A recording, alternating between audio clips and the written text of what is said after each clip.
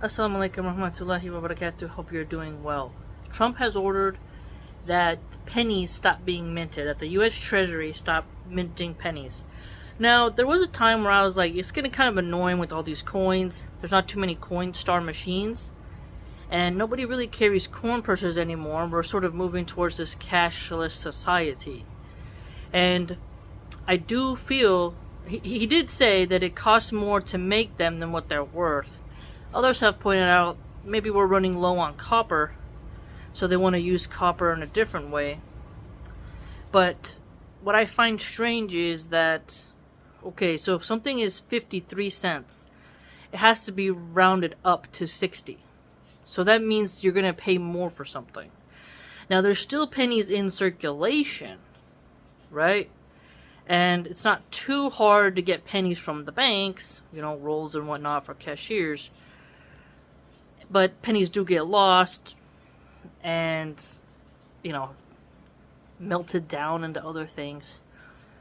But I just found it interesting that people were cheering it, and then those are the same people who complain about a digital ID and social credit scores and a digitized banking system connected to your social credit score.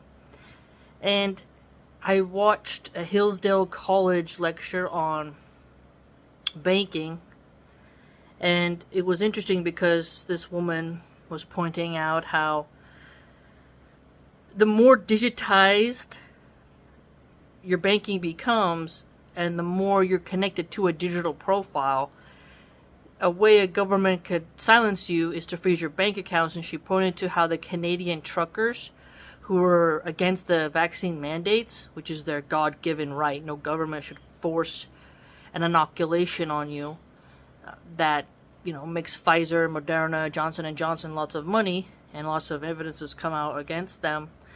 And if you look at the history of Johnson & Johnson products causing cancer, from baby powder to sunscreens, you begin to realize, they're not the most ethical company, but I digress. Point is that Trudeau, the Prime Minister of Canada, he froze their bank accounts. And if you were caught donating to those truckers, you'd also could be held liable as well. And so you can see also how that would make it so there's a chilling effect. That if you peacefully protest, the government will punish you by cutting off your resources. And that is very scary, because that means very few people will be able to resist a medical tyranny or oppression from the government. Cash is king, and cash makes it so that what you buy isn't traceable.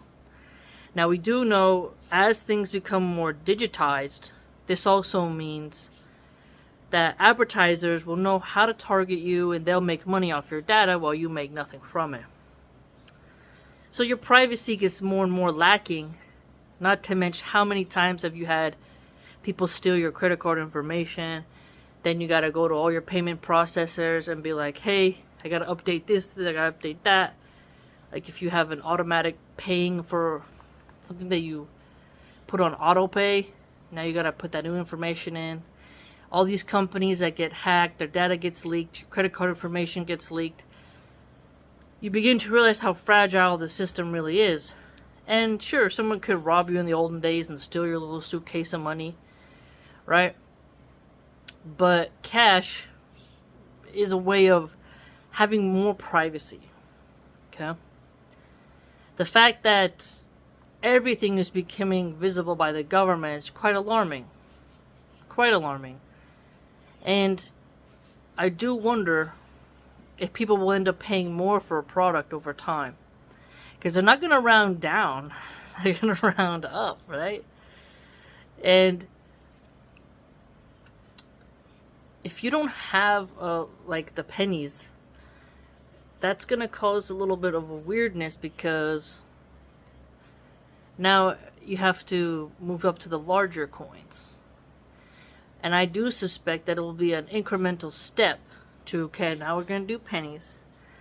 Why not nickels and dimes and quarters? No more the dollars coins. No more 50 cents pieces. Now we're gonna slowly phase out $1 bills and $2 bills. Yes, there's a $2 bill. And now it'll be 5s, 10s, 20s, 50s, 100s. And then before you know it, cash is less and less and less. And you'll be at the whims of those who control the numbers on a screen of your money. And then that leads to, if they can turn off your money, maybe they can also just make up money. What does money become when it's no longer in your hand? It's just numbers on a screen, and people can make up money out of thin air and just put it in your bank account. If you're a coder, what if you know how to just add money in? It's like very strange when you think about it, because you can't. People used to make counterfeit money. They get busted. You cannot mimic that very well. But to hack into an electronic system or to work from inside of that industry, can you just insert money into your account, type it in, know the codes, know the loopholes, and then you look at how that could lead to even more wealth inequality, because the insiders will be able to just put the money on the screen. It won't have to be a physical thing anymore. Something to think about. From the plastic straws to getting rid of pennies, you're looking at Trump being like, what's he up to? More garbage and less cash. Prices of eggs are still high, though. Let me know what you think. Please like, comment, subscribe. Join the blog.